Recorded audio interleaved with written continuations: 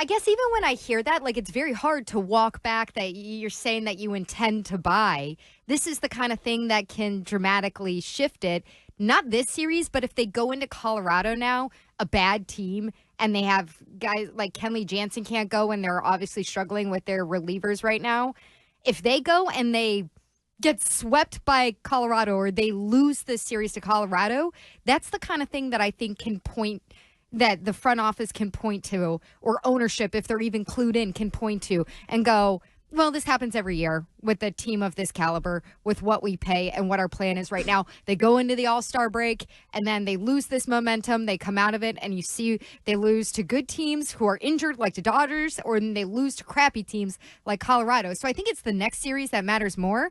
All that to say, where they stand right now, I still think they should be buying. And I still think that they will buy, because if you look at them statistically, they're still a top 10 team in every major category that you want to look at, be it their pitching, ERA, whip, OPS, even their top 5 in batting average. And I know some of that is goosed a little bit by how strong they had in those weeks leading up to the All-Star break. But you don't punish someone for performing really well with almost a skeleton crew, and then when they come out of it and it looks like they need some help with somebody like a reliever or with another starting pitcher or with a right-handed hitter, you don't punish them for needing something more. You don't say like, well, we expected you to stretch this out the entire season with what you have.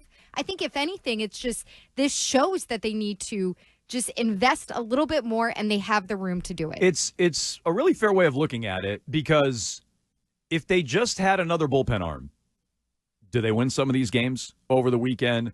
Or if you have a guy who can, I don't know, hit left-handed pitching, which this team obviously doesn't have, James Paxton, who's been just horrendously bad this year, shut them down. He hasn't. Last night. Yes, he has. James Paxton? Yes, James Paxton. 7-2 with a 4.3 ERA. What are you talking about? Yeah, his ERA is A, higher than that, and B, he gets a ton of run support. They had this all broadcast last night. He hasn't been good at all. At all. He hasn't James been Paxton? Good. Yes, James Paxton. The guy I just gave you his number. They're not that bad. Yeah, well, I'm telling you, this is after last night, Arcand. He's got a 4.3 something. He was in the mid-4s. That's not good at all.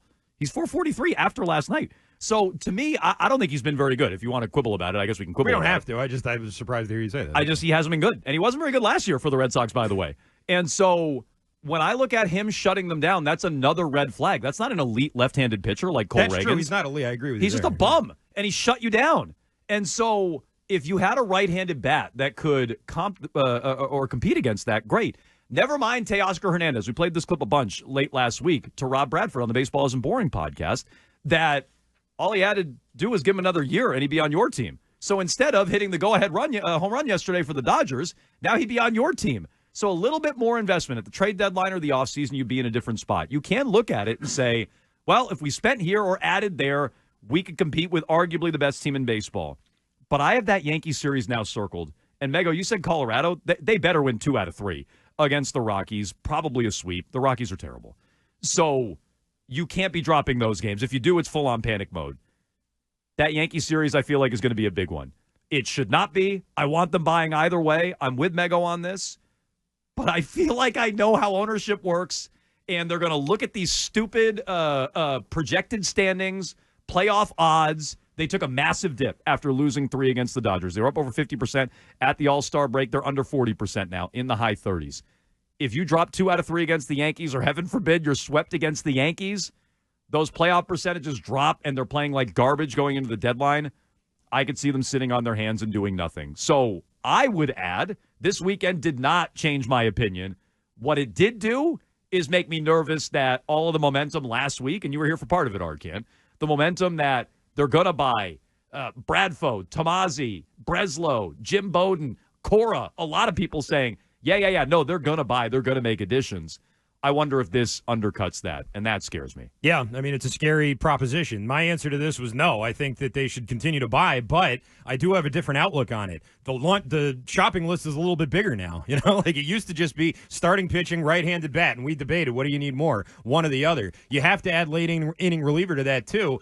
And I think if this team is still deciding whether or not they want to invest based on how the Rockies series and the Yankees series, these other series in the next couple of weeks go, I feel like that part of the battle may already be lost. lost. Like, you should be right now not deciding if you want to invest. You should be targeting guys. You should be making offers. You shouldn't be teetering on whether or not this team is worth investing in. They've proven already that they are. I don't think there's any debate about that anymore. And they may need help right now. I mean, this is it's a fluid situation. You know, the Dodgers had a ton of injuries. I know. They've been able to withstand that. Again? I was gonna say, it's just his hearing is what my we're hearing talking is I wish it was. But the Red Sox are not. I mean, they're not stacked like that. When they're in injury problems, and they have injury problems in their bullpen right now at the back end with Slayton and Martin, I think you can rearrange some of the guys in your pen right now and maybe take care of that. But you have to have the bodies. You have to have the arms. You need a late-inning reliever. You need a starting pitcher. You need a right-handed power bat, and you need them yesterday, all right? It's not about wait till August 31st, whatever. You need them now. So bullpen arms top of your list? No, I wouldn't say it is. I'm still right-handed power bat number one, then starting pitching, then late-inning reliever, but it's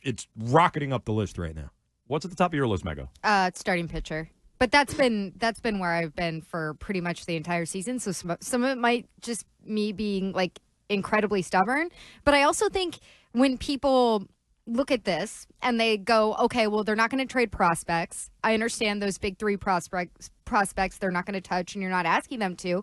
But they do have room against the luxury tax line. Like they have something like $18 million last I checked this morning that they can go out and expend on this. So you can get a starting pitcher and you can maybe get a decent hitter for that, like for this year. And you can decide whether you want to have somebody with more years tacked onto that or just a rental. But this idea that they're like, because of the John Henry way of doing things, which is not wanting to go into the luxury tax, you still have a lot of room to go out and get at least two pieces before you're even there. So I feel like that just comes down to it's not even something about, oh, well, he hates spending on the luxury tax, which is like what people talk about when they talk about him possibly buying the Celtics. It's like, no, that would come down to you just want a certain threshold of you don't want to dance any further than around $200 million. And that's completely ridiculous if you're going to own a club like the Boston Red Sox.